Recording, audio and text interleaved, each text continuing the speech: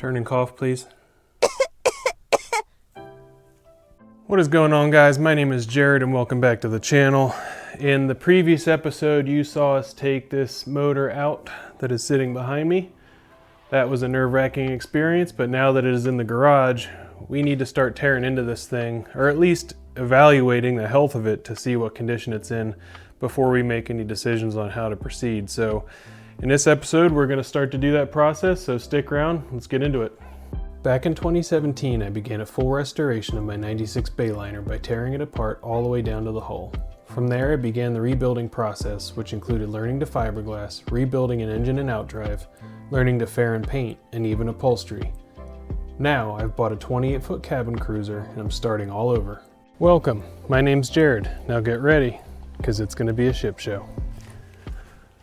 All right, so we're going to start with the absolute basics and check the oil.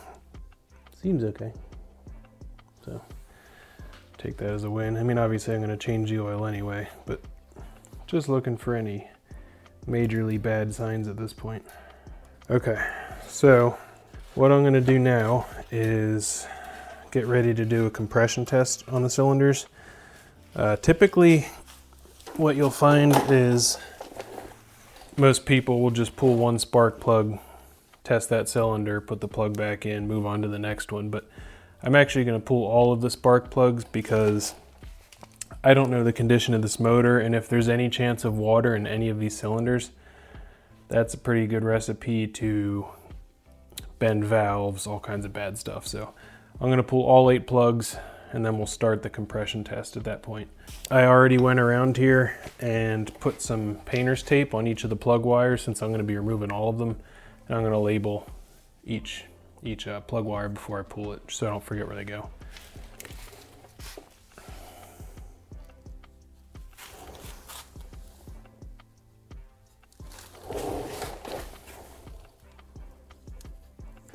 Okay. Wires are off, so let's start pulling spark plugs. So the reason I'm doing this, I mean, it's pretty obvious that I want to see what the condition of the motor is, but I'm starting to accrue a pretty big list of, this spark plug looks like it's never even been used, I guess. Like brand new. That's weird. So yeah, obviously I want to see what the state of the motor is, but again, I'm starting to accrue a pretty big list of parts that are going to need to be replaced, and that total bill is adding up quickly. So before I pull the trigger on ordering all of that stuff and spending a ton of money, I want to see what I'm dealing with here, because if this thing is like absolutely shot, like total rebuild land, that may change my thoughts on how to procead here. And there will be more in future videos so you can see what I mean, but just to touch on some of those things, the oil pan and starter.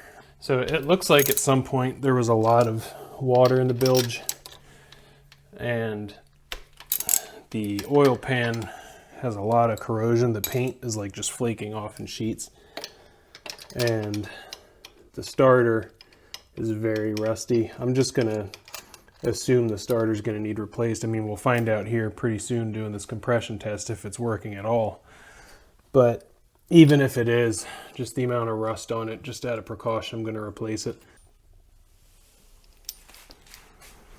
Okay, I don't know if you're gonna be able to see this, but all came out pretty easily. No rust in the combustion area or threads area, which is good.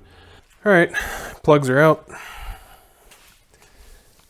Let's get ready to do a compression test. All right, so we have the spark plugs out and I have everything set up here for compression testing. So let's just recap what I did here. I removed all 8 spark plugs. I got a cranking battery set up here. Sorry, I'm carrying around a light so it's not so dark. This is freshly charged, so that should be good to go. We have our positive cable running up to the starter where it would normally go in the boat. Negative, ignore that, running back to the stud on the motor right there. Okay, So that's our electrical connections from the battery. Up here, you can go back and watch my running a Mercruiser on a stand video I did a while ago. That'll explain this a little bit. But the 10-pin instrument plug here, I have a little jumper that I made in the past for this purpose. So what you want to do here to do this is terminal number 6, which is the one that's plugged in right now, is the positive feed that's coming from the starter wire that's hooked up. We want to jumper that to number 5, which will give you ignition power.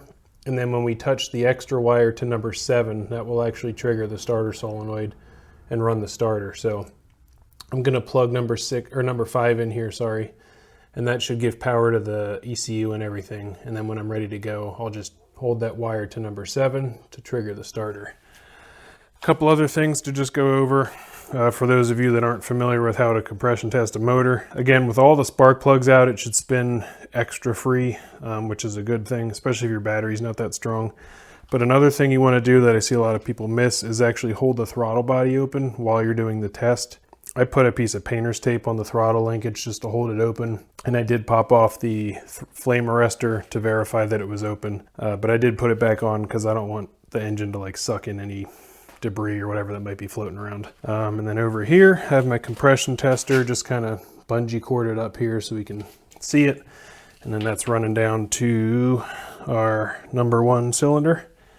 So at this point I should be ready to go with this compression test. I'm going to put the camera back on the stand, set you guys up where you can see the compression gauge, since that's what we all care about, and we're gonna get started. I'm gonna record all the numbers, compare them, and cross our fingers. We have a good motor. Heard some relay clicks, that's a good sign.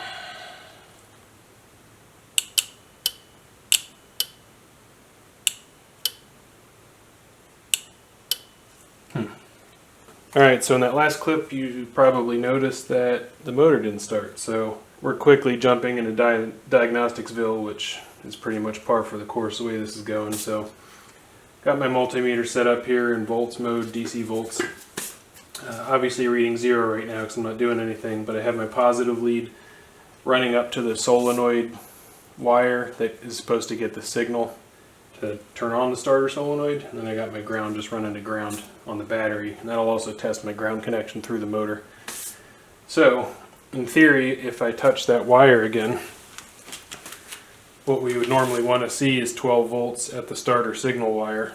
So let's see what happens. Okay, 11, it's a little low, but I am getting something. And the starter's not even clicking. Like I hear a relay up here clicking, which should be the starter relay. But the actual solenoid itself, let me feel it, see if I feel anything. No, nothing.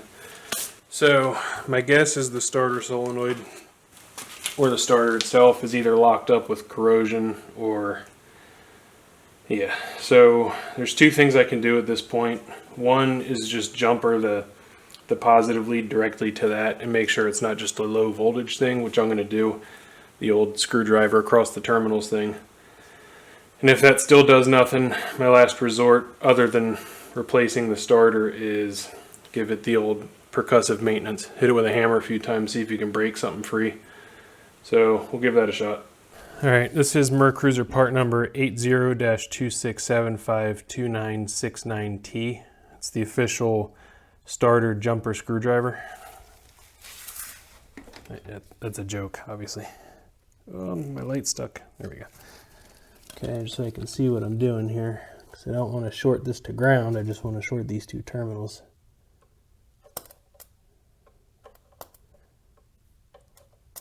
Yep. Starter's doing nothing, so let's give it the old hammer treatment. Let's give this starter 12 ounces of it.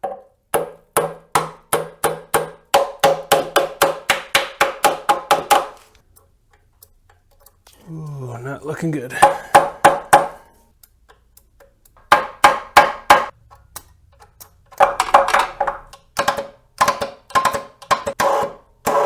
Eh, things are happening. Hey, how about that? Let's get you set up over here on the gauge. Hey, it moved a little, that's a good sign. This might take a little while because it's going to spin slow. It's been a while since it moved.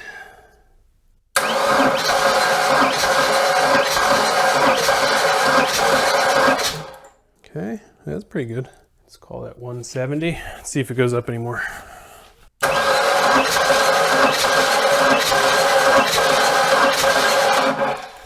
Yeah, all right, let's say 175. All right, it is a new day, if you can't tell from the outfit change. I kind of ran out of time yesterday to finish kind of showing the filming process here, but I did finish up the compression test on this bad boy, and I am happy to report that I have found one good thing with this motor so far, in that the compression is both reasonably high and, more importantly, consistent. So the MerCruiser manual specifies a minimum of 100 psi per cylinder. That's pretty low. But my lowest reading was 165 psi on cylinder 2, which is over, no, right here. So that was the lowest one. Cylinder 4 is 175, 6, I guess it makes sense. You can kind of see it marked all the pressures there. So the pressures were consistent. The highest reading was 185, I think, or 190, so I'm pretty happy with that. Okay, so compression test looks good. Now after that, I followed up and did a leak down test. I bought this tester a while ago for a car I was working on. It's a cheap one, it's nothing special, but kind of gets the point across. I wouldn't take these numbers with like absolute certainty, but I think it's a pretty good estimate. So if you have more leakage, this needle will swing down counterclockwise, obviously. More is worse. So basically this can tell you a couple of different things that a compression test won't tell you. If you do have some leakage, you can try to identify where it's coming from. In my case, every single cylinder, with the exception of one, the needle barely dropped. I'd say if I had to guess, a number is probably like 5 to 8% leakage per cylinder, which is really low. The exception to that was cylinder number 6. It was about 15%. So what I did was, one, I spun the motor around one full revolution and tested it again just to make sure there wasn't anything weird going on. And I basically got the same reading, so I was reasonably confident that that reading was accurate. So at that point, what you can do with a leak down test is try and figure out where the leak is happening. And to do that, there's really a few places you can check. One is the throttle body or carburetor, depending on your motor. If you hear a hissing sound coming from there, basically that tells you have leakage around your intake valve. Vice versa, you can listen to the exhaust port on that bank, and if you hear a hissing sound coming from the exhaust port, then you can assume exhaust valve leakage. The other thing you can listen for is in your dipstick. If you feel air coming out the dipstick or hear it coming out the dipstick tube, that can be an indication that your piston rings are leaking and you're getting blow by past the cylinders. So those are the things you're listening for if you have a unreasonably high leakage rate on your leak down test.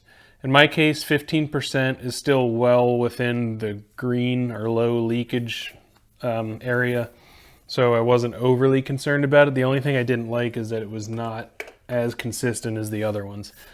But I did identify that this sound was coming from the throttle body area. My guess is because this motor's been sitting for about 3 years or so, that there's a chance that there's some like gunk or even maybe some surface rust built up on the valve seat, because that cylinder may have been in the open, or that valve may have been in the open position the way the motor was sitting, so there could have been some condensation, moisture, whatnot that could have built up on there. Oh, one other thing I will mention, if you're going to do a leak down test, you can't just plug it into the cylinder port or the spark plug hole like you would a compression test. You actually have to locate each cylinder that you're testing at top dead center on the compression stroke. So I have my little breaker bar here with the socket on it on the crank bolt, and you basically are going to rotate this motor while I was looking into the spark plug hole with a flashlight, and once the piston comes up, you can see it kind of get to the top, and right as it stops moving as you're turning the crank, that's kind of the inflection point where it's going to start to go down. You want to stop it right at its highest point for multiple reasons. One is that ensures that your valves are going to be in the closed position if you're on the compression stroke. But the other thing is, if you're on either side of top dead center and you put compressed air into that cylinder and you leave the wrench on the crank, that piston's going to shoot down from that compressed air and that wrench is going to whip around. And ask me how I know that. So be careful of that. Okay, so at this point, I'm very happy with those numbers, and I feel confident in going ahead and kind of pulling the trigger on some of those items that I need to order. The starter, technically I got it to work for the compression test, but it needs replaced. The seawater pump I want to tear into next. It was making some funky noises when I was rotating the crank. Sounds kind of very crusty, rusty. And looking at it, the pulley is very corroded, so I may end up replacing that if it doesn't clean up, but at a minimum, I have a feeling the inside of this thing is pretty gross. So my next step is going to pull off this seawater pump, inspect the inside of it, and see what all needs replaced in addition to the impeller. I'm going to replace the impeller anyway, but I want to see what condition the bearings and seals are in and just the housing overall. So let's dig into that.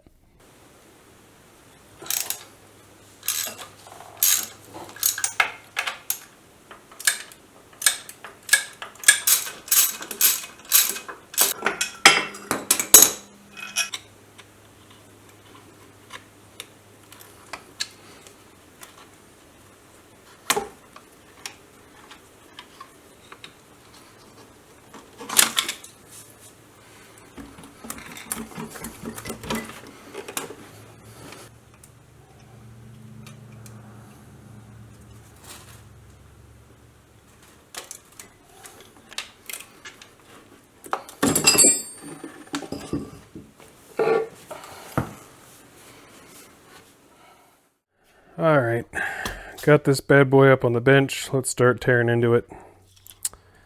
I don't know what to expect. Okay,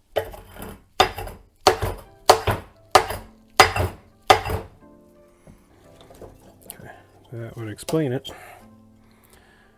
Oh, these bolts are all different.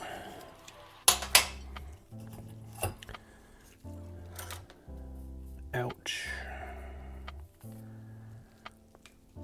That is a lot of scoring. Okay. I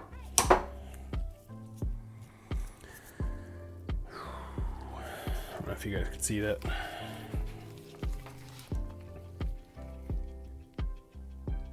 Yeah, see that? No bueno. But hey, everything else on this motor's a problem, so no surprise. All right, let's get this impeller out.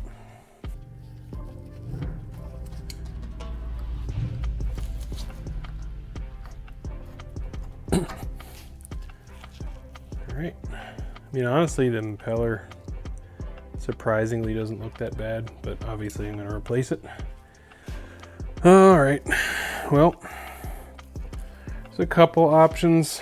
There is some aftermarket stainless plates you can buy that drop into there, but I'm not a huge fan of that idea because they're basically just held in with like glue, and it also changes the spacing of this housing and you have to modify the bracket, and I don't love that idea.